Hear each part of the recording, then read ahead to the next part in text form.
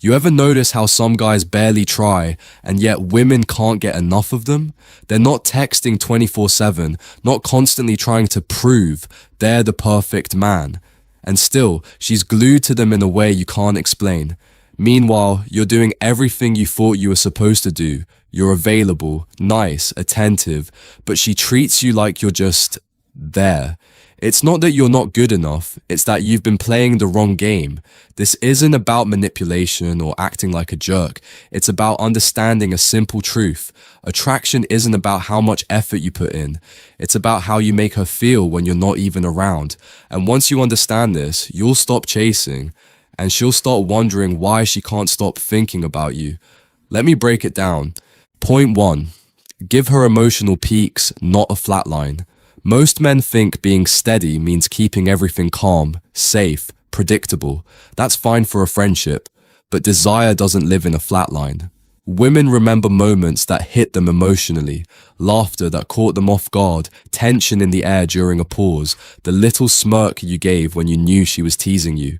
You don't need to be dramatic or over the top. Just give her variety. Let some moments be light and playful, others slow and intense. This emotional contrast is addictive because her brain starts to crave the next hit of what you'll make her feel. Point 2. Stop showing your whole deck at once. When you meet a woman you like, it's tempting to show her everything. Your humor, your stories, your vulnerability, all in the first few interactions. But here's the problem. When she knows everything about you instantly, there's nothing left to discover. And discovery is where attraction grows. A man who paces himself, who lets her earn deeper access to his world, creates curiosity. She starts wondering, what else is there to him? What's he like when he's alone? What's his story? And once her mind starts filling in those blanks, she's already hooked. Point 3. Flirt with presence, not just words. Flirting isn't about memorized lines or constant compliments. It's about how present you are when you're with her, when you actually notice the way she plays with her hair while talking, or the way her tone changes when she's excited, and you react in a subtle way. You're creating intimacy without forcing it. Your attention makes her feel seen, not in a generic you look nice way, but in a you notice something no one else noticed way. That's where the spark really starts to burn. Point 4. Give her room to chase. Most men think the only way to get closer is to close the gap. Text more, call more, see her more. But when you're always available, she never gets the thrill of wondering if she has your attention. A man who has his own priorities, his own schedule, and doesn't instantly reply to every message isn't being cold. He's creating space for her to step toward him. The magic happens when she's wondering, why hasn't he texted yet? What's he doing right now? That's not rejection, that's attraction breathing. Point 5. Lead the energy, don't match it. If she's unsure, shy, or playful, most men just mirror her energy. But a man who can shift the energy, who can turn a quiet moment into a teasing joke, or slow things down with a look, becomes unforgettable. Leading the energy shows confidence. It says, I set the tone. I'm not just reacting to you, I'm guiding this. That's incredibly rare and incredibly attractive. Point 6. Show masculinity in the subtle things. You don't need to act macho or overcompensate.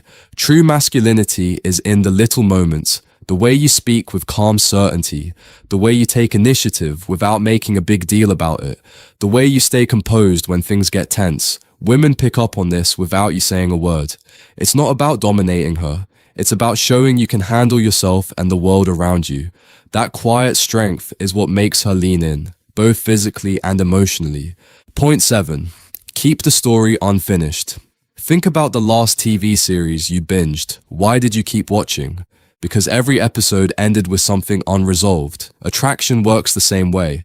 If every interaction ends with complete closure, there's nothing to pull her back. Leave a little mystery. End conversations on a high note instead of dragging them out. Let her wonder what you were going to say before you change the subject. These tiny cliffhangers keep her mind replaying you long after you've gone. Point 8. Let her feel your absence. Here's something most men never understand. Your presence can be powerful, but your absence can be just as magnetic.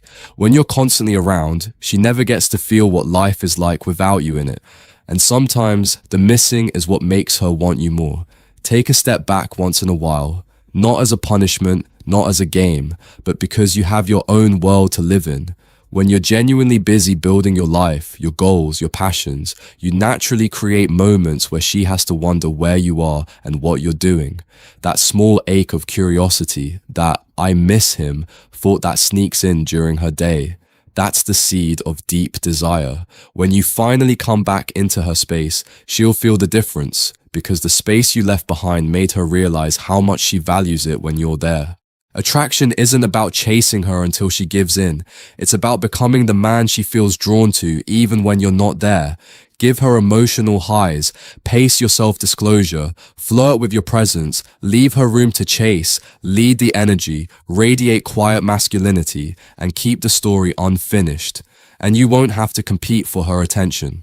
Because when you stop making yourself constantly available and start making her feel something unique, she won't just want you, she'll crave you.